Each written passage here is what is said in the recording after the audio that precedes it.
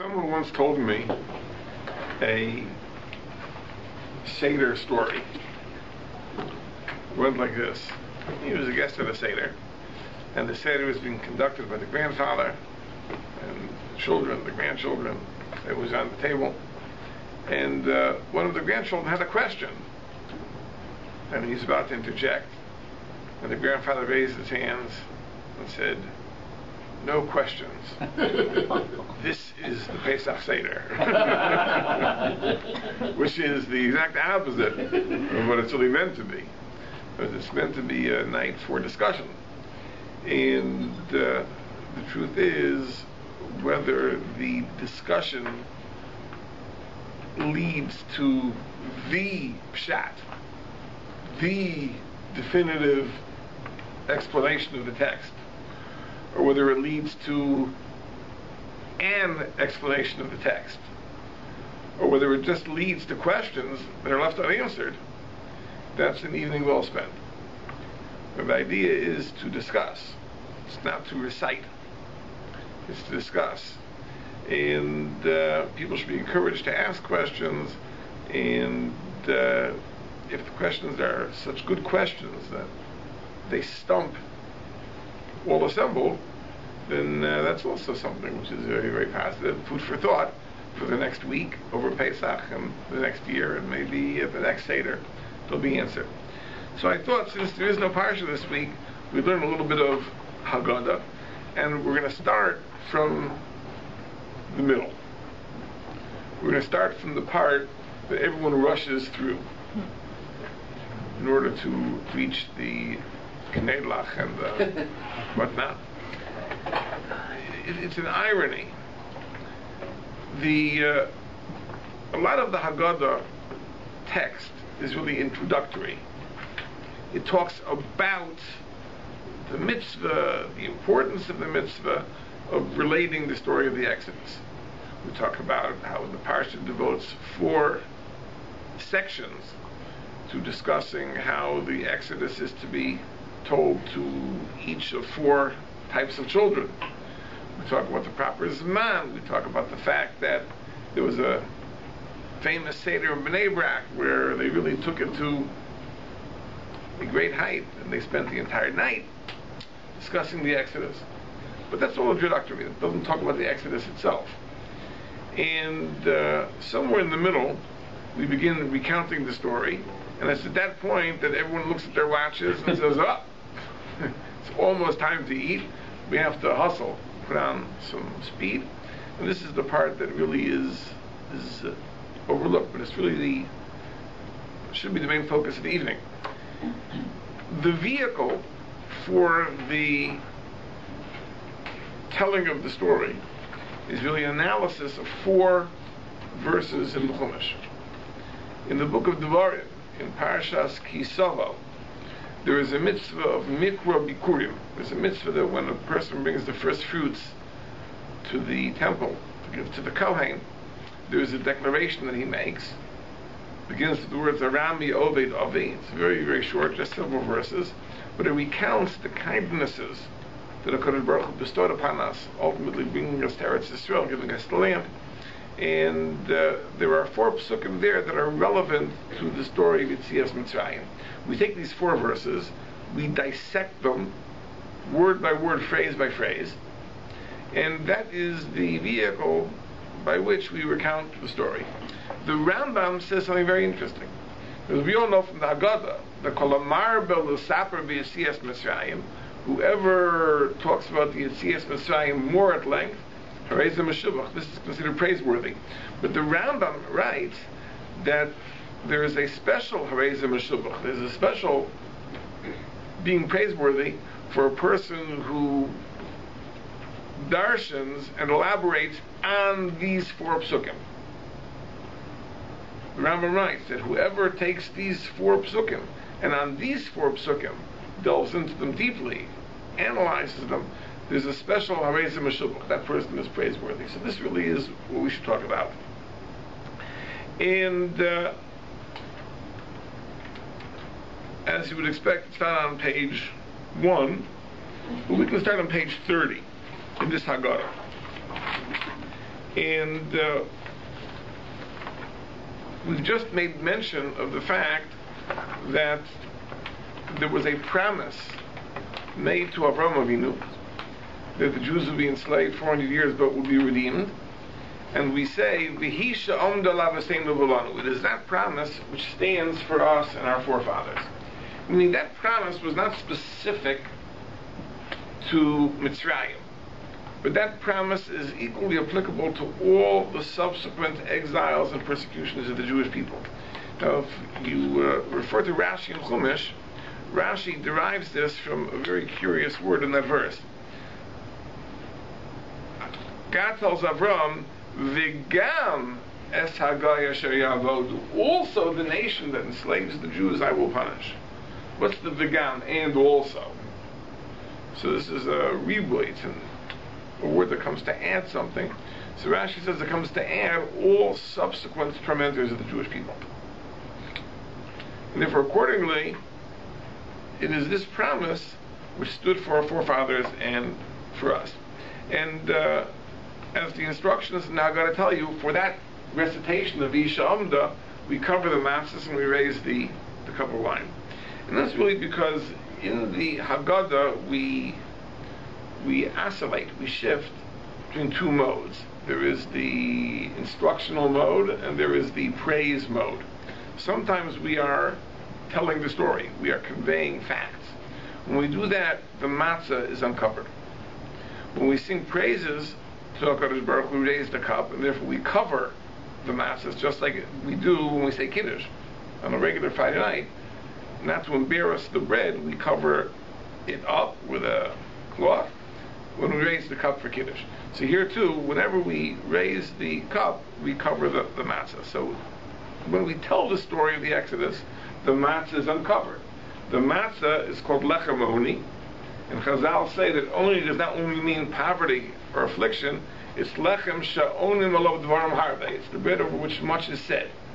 All the teaching is said over the matzah. The matzahs are a visual aid for the telling of the story. But when we shift from the telling mode to the praising mode, we sing praises of God. So then, of course, we raise the cup. The cup of wine is really the tool which we use for singing God's praises. Kos Yeshuos Esa Uv'Shem Hashem Ekra. The cup of salvation I lift, and I call the name of God. So there we cover the matzahs, raise the cup, and we say the V'hi She'omdo. And the V'hi She'omdo makes a very simple point, that in every generation, they're out to get us. Now that sounds paranoid. Not this But way. it's true. We wouldn't be so paranoid if they weren't out to get us. And the Gemara tells us in Maseches Nida a very interesting thing, that Ein Bal Hanes Makir B'Nisav. A person who experiences a miracle often doesn't realize it, because you only know what did happen, you don't know what could have happened, but that God prevented. So Ein Bal Hanes Makir B'Nisav. A person who experiences a miracle often doesn't know. There's a very famous interpretation which is said by many people on a verse in the Hallel. It says, Hallelujah Hashem Kol Goyim. All the nations should sing the praises of God. Shabchuhu Kol Ha'umim. All the national groups should exalt God. Ki Govar Aleinu Chazdo. For God's kindness has been abundant on us. So what does this mean? All the Gentiles, all the foreign nations should sing God's praises because God has been wonderfully benevolent to the Jews? It doesn't seem to follow. So one of the interpretations which is given is like this, that those nations that have been scheming and plotting against the Jewish people, they know exactly what they tried to do. So when they were foiled, they know God's saving power more than we know. Right? We walk through oblivious. So, okay, nothing happened today. It's a good day. Right? They know what they tried to do and what they were unsuccessful in doing. And therefore they should praise God for God's abundant kindness to the Jewish people. So this is the idea, that that every generation, and sometimes we don't realize it. We don't realize it. So we say, Tzei Ulamad. We're going to bring a proof. We're going to bring a proof this is the case. It says, what did Lavan Harami want to do to Yaakov Avinu? Lavan Harami Bikesh Laka HaGadol. Right? He wanted to uproot everything. He was worse than Paro. This is on page 32, I believe. Top page 32. Right? Paro only decreed on the males. Right? His worst decree was that the male babies should be drowned. And Lavan wanted to uproot everything. Where do we see Lavan wanted to uproot everything? It's an interesting thing. It's not explicit in the Chumash. But we know that when Yaakov and his family escaped from the house of Lavan, Lavan followed in hot pursuit. And Lavan tries to persuade Yaakov that he was only following in order to kiss his grandchildren goodbye. But we know that's not the case, because we know that God had to appear to Lavan the night before and warn him, don't you dare start up with Yaakov.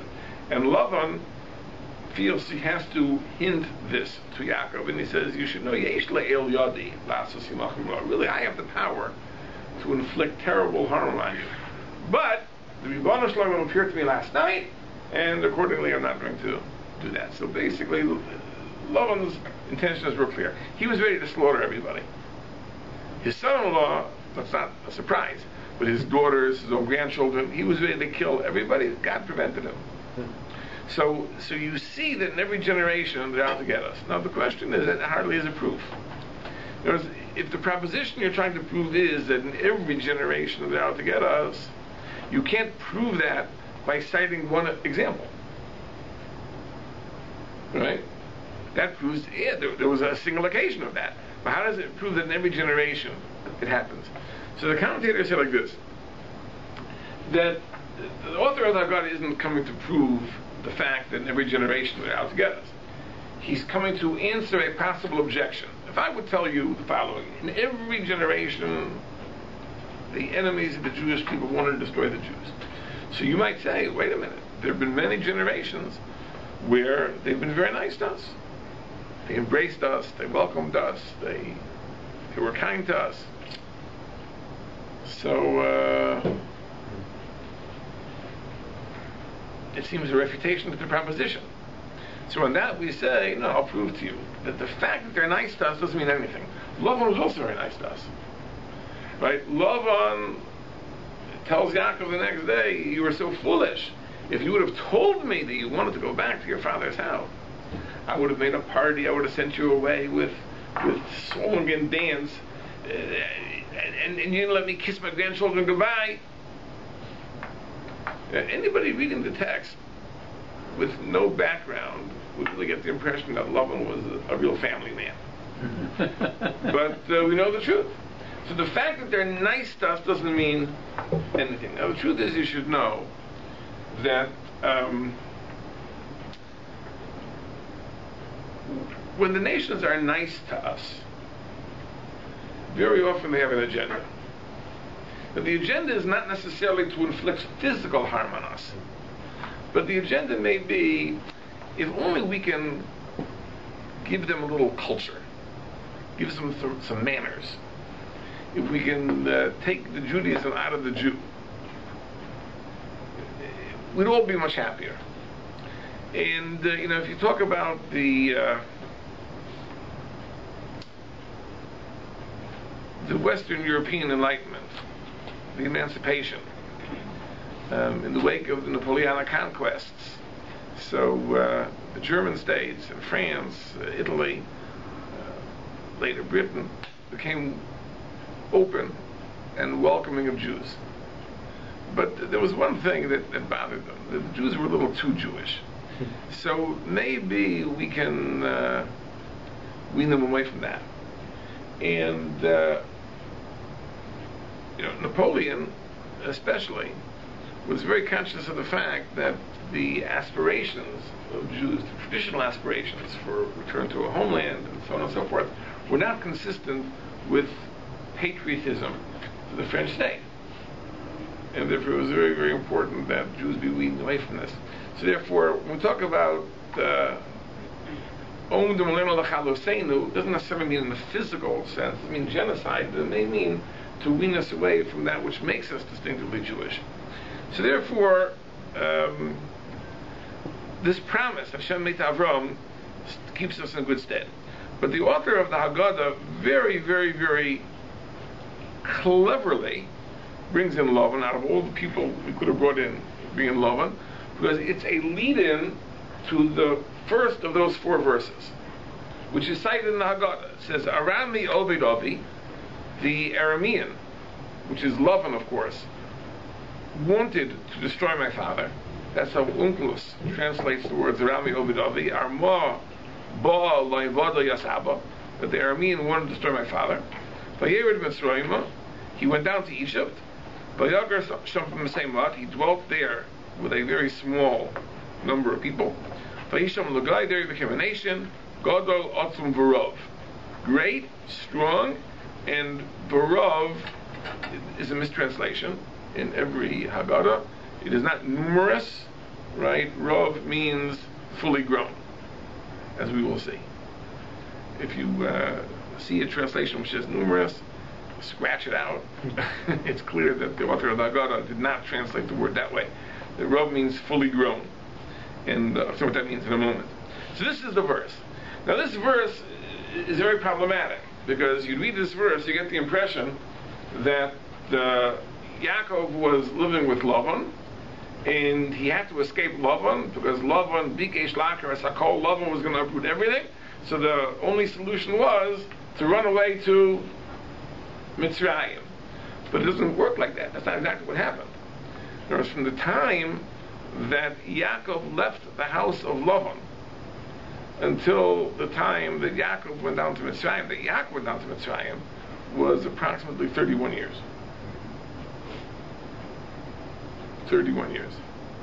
Because it seems that Yaakov left the house of Lavan when Yosef was 6 years old. Right? Yosef was born right at the end of Yaakov's first 14 years. He stayed an additional 6 years, so Yosef was approximately 6 years old. And, more than that. And Yosef is actually 39 years old when Yaakov comes down. So it's actually 33 years from the time that Yaakov left the house of Lavan until the time that Yaakov came down to Mitzrayim. So it didn't happen this way. But there's an amazing interpretation that the Chassam Sofer says. So like this, that when God told Avraham Avinu, you should know that the Jews would be enslaved, be'eretz lo lahem, in a land that wasn't theirs. God never specified that the exile would be in Mitzrayim. He said they'd be enslaved in a foreign land. The Yaakov Avinu found himself in a foreign land. Yaakov was in the house of Lavan in the Far East. So why was it necessary for Yaakov and his family to ultimately go down to Mitzrayim? Why couldn't the decree of the Arvnei Hashanah, the 400 years, be fulfilled in the house of Lavan? They already were in a foreign country. Why did they have to travel from the Far East to the Far West, all the way to Egypt? So this is what the Torah is saying. Arami Ovid Avi, that Lavan would have destroyed Yaakov. There's no way that Yaakov could have survived 400 years in the house of Lavan. And therefore, the decree of the 400 years had to be fulfilled elsewhere. It was fulfilled in Mitzrayim. So this is an amazing thing that the Chassam Sofer is telling us, that when God selects a place for the persecution of the Jewish people, because he has in mind that the means of the decree should be such that the Jews are assured of survival. So he doesn't allow it to take place in a place where the Jews will be totally wiped out. Rather, he guarantees their survival by putting it in the place he does. In the case of Paro had an economic incentive for the preservation of the Jewish people. These were his slaves. This was the economy of Mitzrayim. So therefore, this is why, with all the decrees that Paro did, it was very important to him not to annihilate them. Now, the author of the Haggadah now takes every phrase and makes a point on it. So first he says, Vayered Mitzrayim, they went down to Egypt. And the author of the Haggadah says, Onus al pi hadibur. Yaakov was compelled by the divine word to go down to Mitzrayim. And again, this is something which doesn't seem to be consistent with the story as we know it. Because we know that when Yaakov received word that his beloved son Yosef is alive, so Yaakov is so excited, he says, let me go and see him before I die. It seems that Yaakov himself was rushing to go to Mitzrayim to be reunited with Yosef. And here it says that there was some element of compulsion.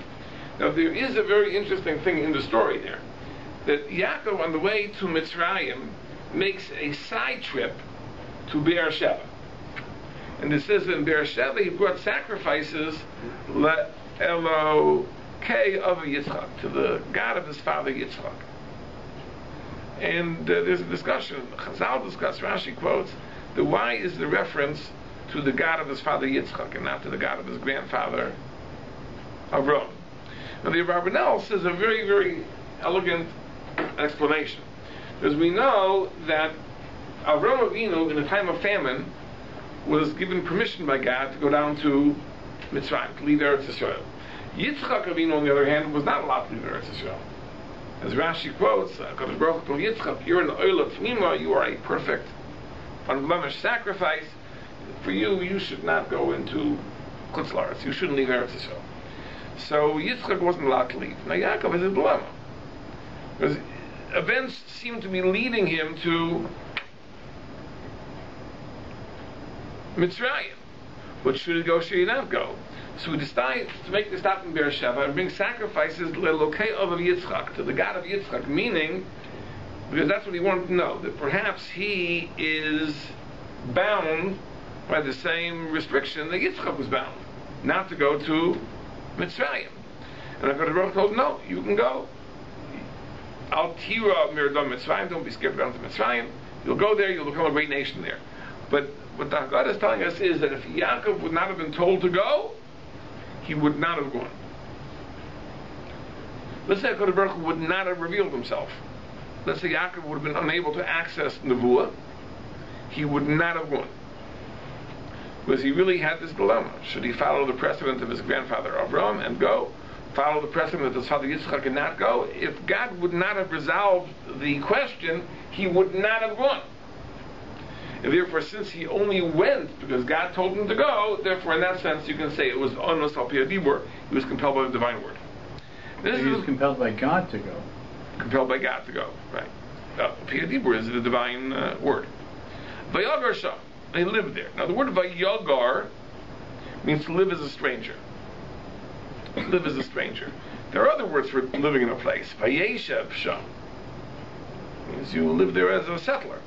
But it says Vayagar sham. So this teaches us Yaakov did not go down to become sunk. Now, the word lishtakeya, the English translates to settle, but shakua means something which is sunk. You sink your feet into wet concrete. That's lishtakeya. So you didn't go to lishtakeya. Elologar sham. I wanted to live there as a stranger. Now this is an amazing thing when you think about it. Because HaKadosh Baruch Hu told Yaakov the following in Beersheba, in that prophetic vision. God told him like this. He said, don't be scared to go into Mitzrayim. He says, I will go down with you, and I will bring you up from there. V'Yosef Yoshis Yodo Aleinecha. And Yosef will place his hands on your eyes. Curious expression. What does that mean? That Yosef will place his hands on your eyes. The Ibn Ezra says it's a reference to a custom. The custom was that when a person died, if his eyes were open, the beloved son, the oldest son, the most beloved son, would close his father's eyes. And that's what HaGadol Baruch Hu was telling Yaakov, that you're going to die in Mitzrayim. When I say I'll take you up, I don't mean alive, I mean your body, but you will actually die in Mitzrayim, and Yosef will close your eyes. Because you'll be reunited with Yosef, and your beloved Yosef will be the one to close your eyes upon your death. Now that means that Yaakov knew he was not leaving Mitzrayim. The Yetzias Mitzrayim was not going to be in his lifetime. It was going to be, again, the long exile. He was going to die in Mitzrayim, and only later generations were redeemed. So what does it mean? Yaakov didn't go to live there permanently. He only went there to live as a stranger, temporarily. And he knew he was going to die there. So there's nothing more permanent than knowing you're going to live in the place till you die. The answer is, it's not so much a question of, is it temporary, is it permanent, how long is he going to be there? He knew he'd be there for the duration of his life. It's a question of the state of mind you're in. There was people, we all know that there were certain Europeans that came to America and they did not want to become Americanized. They did not want to learn English. They didn't want to buy into the culture of America. It's interesting. In my own family, this is very poignant today. 3 of my kids took their citizenship test today, right, to become Canadians. They really were cramming for one day to do the test. But some people, they come to Canada, they don't want to become Canadians. They want to remain whatever they are until that point. There's a very funny story that the Satmar Rebbe came to America after the Second World War. So after a few years, he became a citizen. So he had to take the test, the citizenship test. So he didn't speak English. So he had an interpreter. Maybe he understood the English, but he had an interpreter nevertheless. So they asked trivia questions to see if he was familiar with American culture. Now, the Satmar Rebbe was a big Rebbe, so when you go to a Rebbe, I don't know if you know the protocol, you want a brach or whatever, you're supposed to give some money, which he distributes to charity. It's called a pidyon. And at that time, the Satmar Rebbe was from the big Rebbes in America, so the standard pidyon was $100. $100 bill, which was real money in those days. We talk about in the 50s. That was, $100 was real money. Anyway, so he's there for a citizenship test, and they ask him, whose picture is on the $1 bill? Right? So the Satmar Rebbe told his interpreter, says, tell her, I never saw anything smaller than 100. Which would be funny in any case. But the Satmar Rebbe said that. But the point was that they came to America, they did not want to become Americanized. They did not want to learn English. They did not want to become American. Maybe there's another story which brings it out. I once saw this in Joseph Tlushkin's book on Jewish humor. It tells the story about, there was a fellow who had come from Russia to England many, many years before, and he really became, totally Anglo. And then he gets word that his father is going to be coming from Russia to England.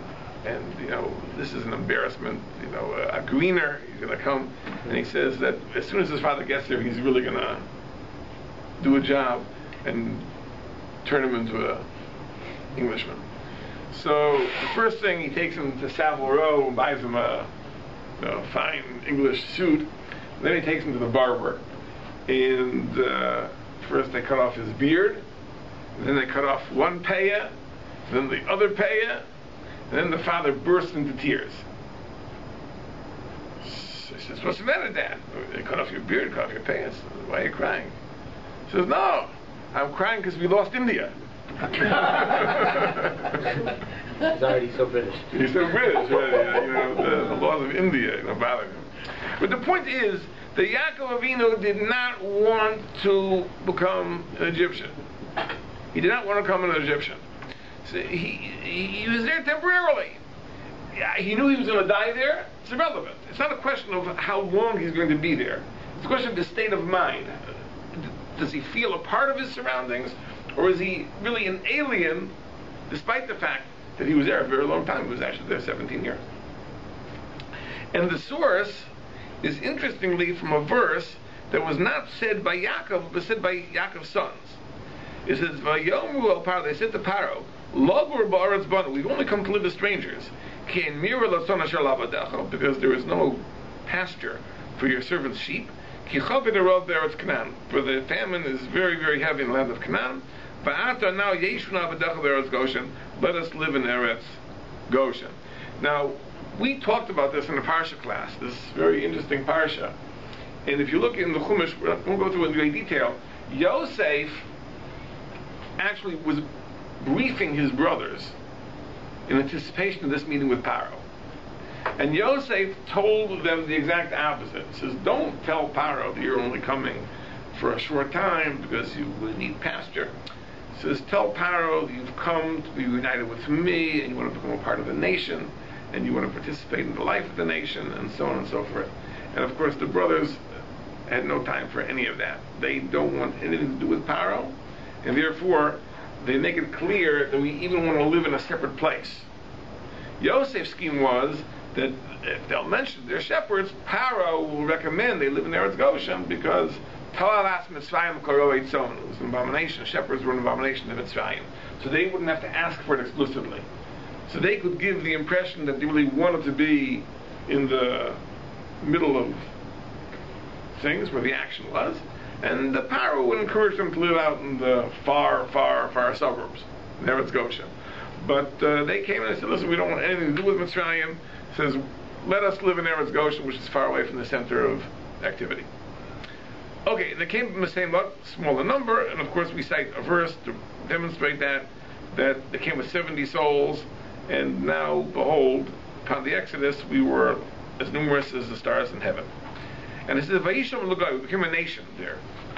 So Melamed, this teaches us, Shahayu Yisrael Mitsuyanim Sham. Now this is, here the English gives a good translation, they were distinctive. Now you may know, if you ever gone to a Hebrew school, if you got 100 on your test paper, what did the teacher write? Mitsuyan, right? So people think that Mitsuyan means perfect. Right? Mitsuyan really means outstanding. Outstanding. But there's a very big difference between perfect and outstanding. You see, let's say you give papers to the entire class and everybody gets 100. You couldn't say anyone was Mitsuyan. No one was outstanding. No one stood out. Everyone handed in a perfect paper. It's only outstanding if everyone else does poorly and this one person got 100, then it's outstanding. The person stands out. The point over here is not that the Jews achieved some level of excellence. The idea is that they stuck out. They stuck out like a sore thumb. That's the idea of Vayisham Lugai. They became a separate nation in Mitzrayim, or they remained a separate nation in Mitzrayim. They didn't blend, they didn't mingle, they didn't assimilate, right? They were very distinctive. And of course, we all know the famous Maimer Chazal, that in what sense were they distinctive? They didn't change their clothing, didn't change their names, didn't change their language, right? They didn't call themselves Gamal and Abdul, or whatever Jewish names were being used at the time. They were still Moshe and Aaron and Reuven, or whatever their names were. So they kept their names, the Hebrew language, and of course the distinctive Jewish clothing. There's a very interesting Meshech Chachma, an important Meshech Chachma, that talks about this. And he says, Chazal say that the Jews were redeemed because of this. This was the great merit for which the Jews were redeemed. And he asks the question, is this really the greatest mitzvah? To wear Jewish clothing and Jewish name, and speak Hebrew. It's hard to imagine this is the great merit for which the Jews were redeemed. On the other hand, we know that Chazal tell us that at the same time that they had Jewish clothing and whatnot, in terms of things that really seem to count, they had really gone down the slippery slope. Chazal say that the Jews in the Mitzrayim became idolaters. Remember the angels at the Yam Suf said, well, you're drowning the Egyptians, saving the Jews? These are idolaters, these are idolaters. According to Chazal, they were Mevatel Bris Milah. Right? The one mitzvah they had as Jews, which is from Bris Milah, that was neglected. So it seems that in areas that are really critical, they had declined greatly. And yet, on the other hand, right, they were ethnically Jewish, names, language, clothing, and that's why they were redeemed. The Meshech Chachma makes a point, and it's a very interesting thing, that, the Jews were redeemed because there was a covenant. There was a covenant God made with the Jewish people. But a covenant is like a contract. If one of the parties to the contract disappears, then there's no contract. Let's say, for example, you contract with a company to deliver bottled water, and the company goes bankrupt. The company is dissolved. So the the corporate entity with which you made the agreement no longer exists. So there's no way you can enforce that agreement. Who are you going to sue? The corporation doesn't exist anymore. So the idea is this: God made a covenant with the Jewish people, but if the Jewish people would disappear, if they would be assimilated into Mitzrayim, there'd be no party to the covenant, and then the Exodus would not have taken place. So it's very critical that the Jews are identifiable as a nation. So you're right, in terms of religious principles, they were at a very, very low level at this point. They really had, as we said, they became idolaters, they neglected circumcision, but on the other hand, they were still identifiably Jewish. Why? Because they had the trappings of Jewish ethnicity.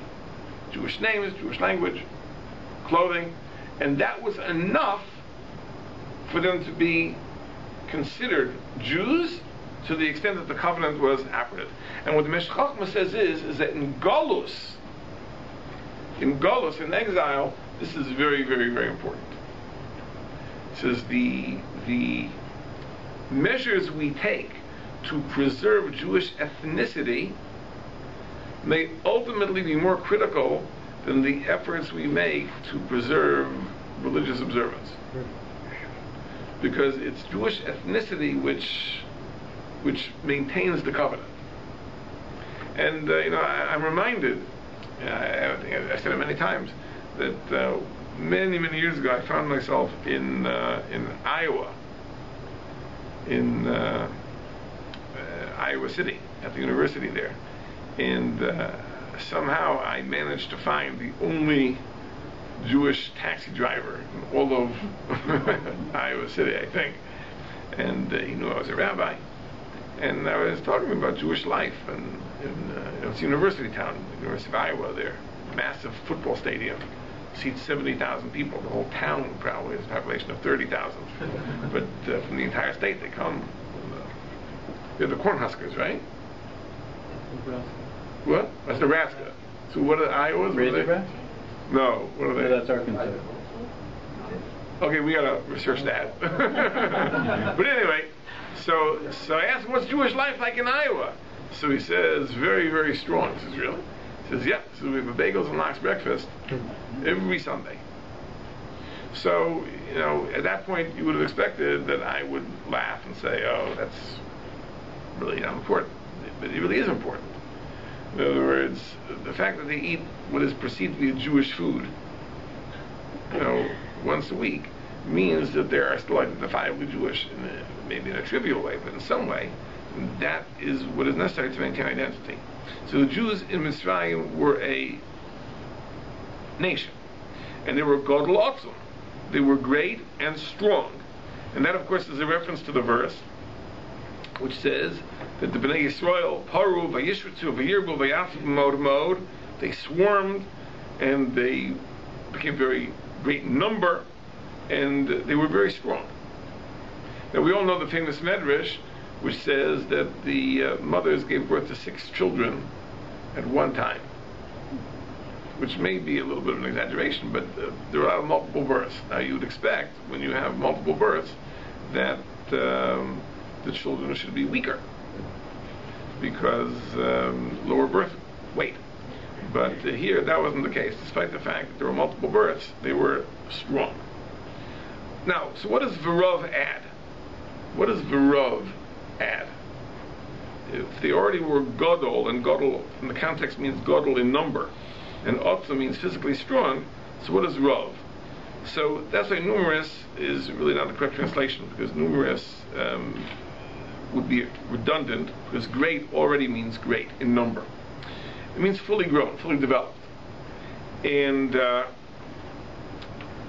is the context of the verse. Now the verses that are cited here are from a chapter in Yecheskel which tells a mashal. It tells a mashal of a man who was walking, and he found an abandoned baby. And he takes the baby in, and he nurtures the baby, and cares for the baby, and raises the baby. Ultimately she turns out to be a very beautiful woman. She grows to be a very beautiful woman, and he marries her. And you'd think, after doing all that, saving her life and raising her and marrying her, you'd think that she would be indebted to him, and yet she has multiple affairs, she's promiscuous, and so on and so forth. And this, of course, is a muscle for the Jewish people, that after all God did for them, they came to Eretz Yisrael, they worshipped Avodah Zarah, and Avodah Zarah, of course, is metaphorically considered an act of adultery. It's a betrayal of God, who's considered the husband. So, when it talks about this girl, it says, Revava ketzemach hasod nesatich. Now, Revava could be numerous. We know that 10,000 is a Revava. But in this context, it makes no sense. If I'm talking about a single person, right, how she's developed, how she's grown, I wouldn't say that you're numerous. You know, there are 10,000 of you. We're talking about a single person, right? It means fully grown. Fully grown, ketzemach hasad nesatich. And the Malbim explains it in a very interesting way. He says that, you know, animals, and humans even more so, have to be nurtured. They can't grow fully on their own. You know, an animal has to be at least nursed by its mother. Human beings, there's a lot more that parents have to do to raise their children, you know, to grow into human beings. You know, this girl, she grew to maturity in ways that would not have been expected. Now keep in mind that, if you think about it for a second, that having a mother is very, very important, right, for a girl to develop into a woman. In this story, it seems that the man raises her.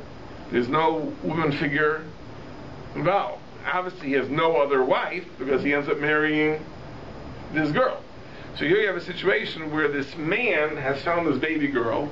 This baby girl is being raised in a household, the only member of which is a man.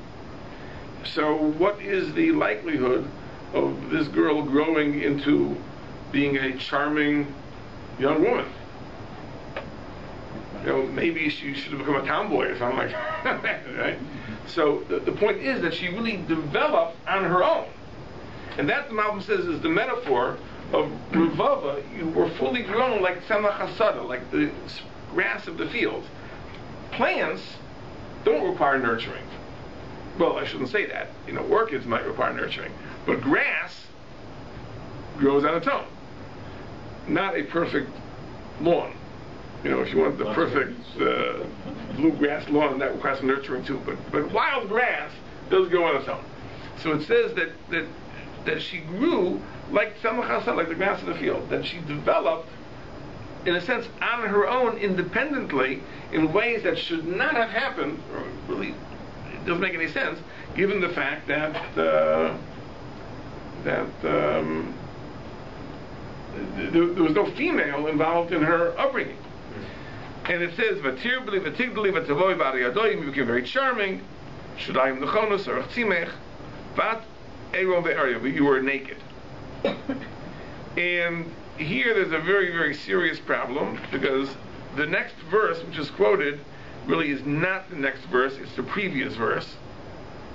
Right?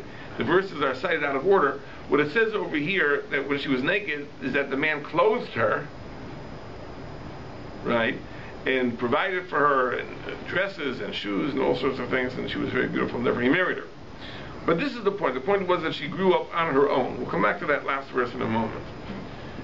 So what? That's the mashal. That's the parable. What's the nimshal? What does it correspond to? And the Malbim makes a point, which is a very fascinating point.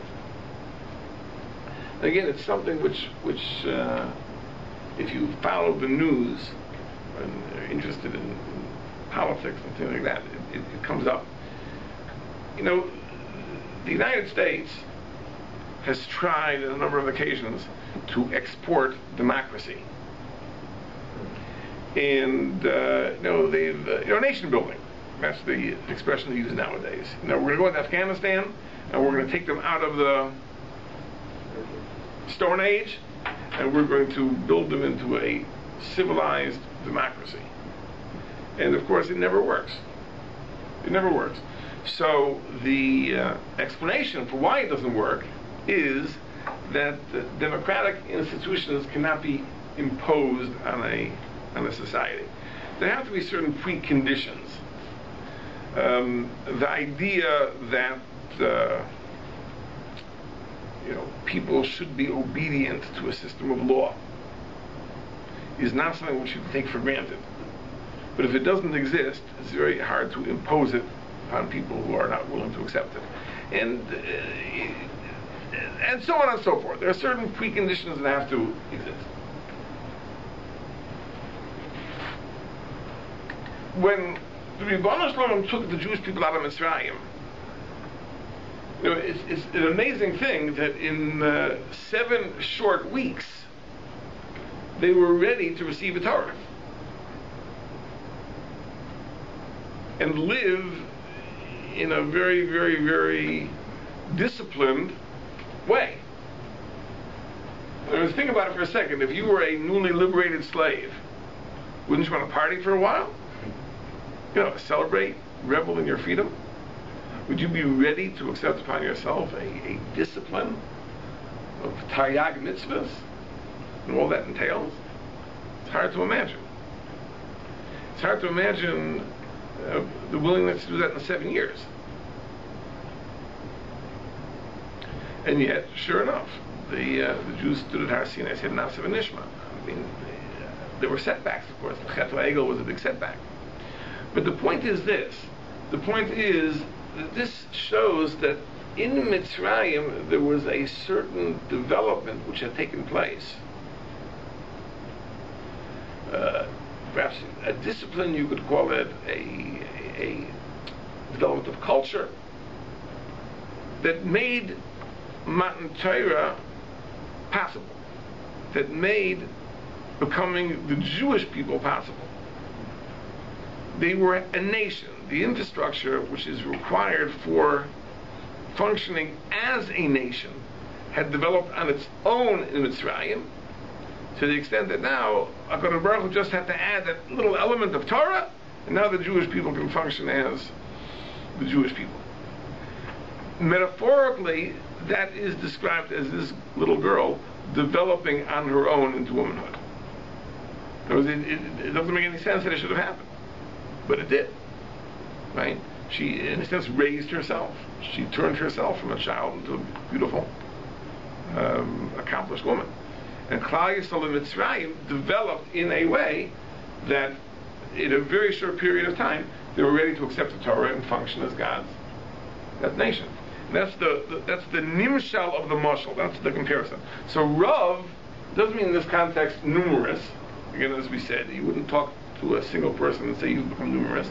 It means fully grown, fully developed. Now, these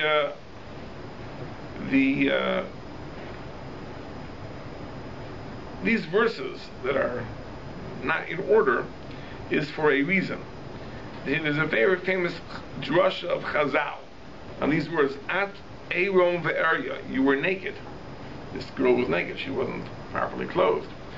That the Chazal say that the Jews in Mitzrayim lacked mitzvahs that could have been the merit for which they were redeemed. So HaGadol Baruch Hu provided 2 mitzvahs, and these 2 mitzvahs both are related to blood. There's the mitzvah of Milah, so there's the blood of circumcision, and the mitzvah of Karban Pesach, so there's the blood of the Karban Pesach. And therefore this earlier verse, which also makes reference to blood, it really refers to the earlier stage, when the man first discovered the baby.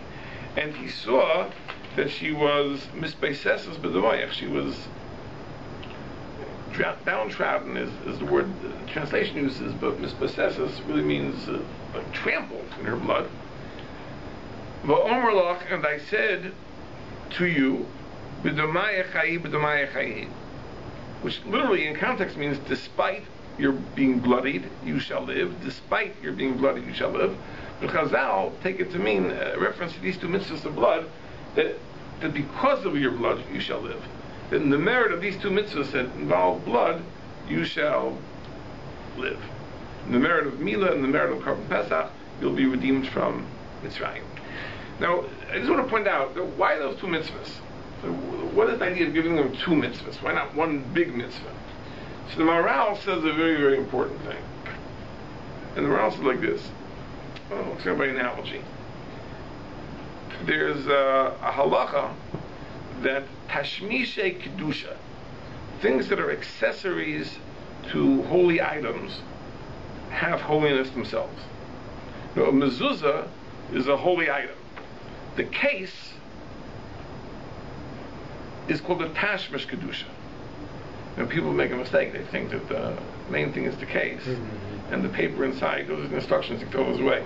Now, the main thing is the scroll. That's the mezuzah. The case is the decoration. But the case has kedusha because it's a tashmish kedusha. It's an accessory to a holy thing. The scroll itself is the holy thing, and the case is an accessory to it. Now, the rule is that the accessory only acquires holiness when, number one, it is designated for use as an accessory, and number two, you actually use it. So, for example, if you buy a mezuzah case, so yes, you've designated it. You've said, I'm going to use this as a mezuzah case. It doesn't have holiness yet, because you haven't actually used it as a mezuzah case. You haven't put the mezuzah in. When you put the mezuzah in, then it becomes a tashmish kedusha. Now, in the wording of the Gemara, you need azmenei v'tzarvei. You need that it should be designated and used. So the example of the Gemara is talking about a bag, a tefillin bag. A bag that holds tefillin is also a tashmish kedusha. Tefillin are holy items. The bag is an accessory.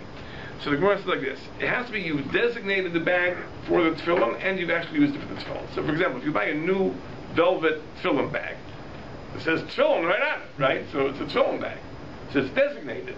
But until you use it for tefillin, you can use it for other things. Once you use it for the tefillin, you can't use it for mundane purposes. But let's say, for example, you have no bag, and you put your tefillin in a no-frills bag. So you've used it, but you haven't designated it for the tefillin, so it also doesn't have holiness. That's the azmenei v'tzarvei. You have to designate it and actually use it. So by analogy, the Maharal says like this: the Jewish people are servants of the Ribono Shel Olam. We're servants of Hashem. How do we become God's servants? The two things have to happen. First, we have to be designated as servants. Then we have to perform an act of service. Performing an act of service isn't enough. Being designated isn't enough. When we are designated and perform an act of service, then we become God's servants. So it says like this: Bris Milah, that is the designation of a person as God's servant. The Chinuch explains that in the olden days, slaves had certain badges they wore, certain markers they had. So that's what Bris Milah is. Again, we've talked about this in the past, the odd thing that there is no equivalent physical sign for a woman. And perhaps we'll return to that if you remind me when we get to Parshas Tazria, where we have the mitzvah of Bris Milah again. Maybe we'll talk about it, why that is. A very curious thing. If really it's important that there be a physical brand that shows the person is a servant of God, why is it specifically something which is a male thing, not a female thing? Okay, that's for another time. Then, it's not enough just to be designated. You have to perform an act of service. That's what the Korban Pesach is. The Korban Pesach is an act of service. So when you have the Bris Milah and the Korban Pesach, then we become truly God's servants. So those are the two mitzvahs, b'damaya chayi, both involving blood, for which we were redeemed from Mitzrayim. We didn't cover too much.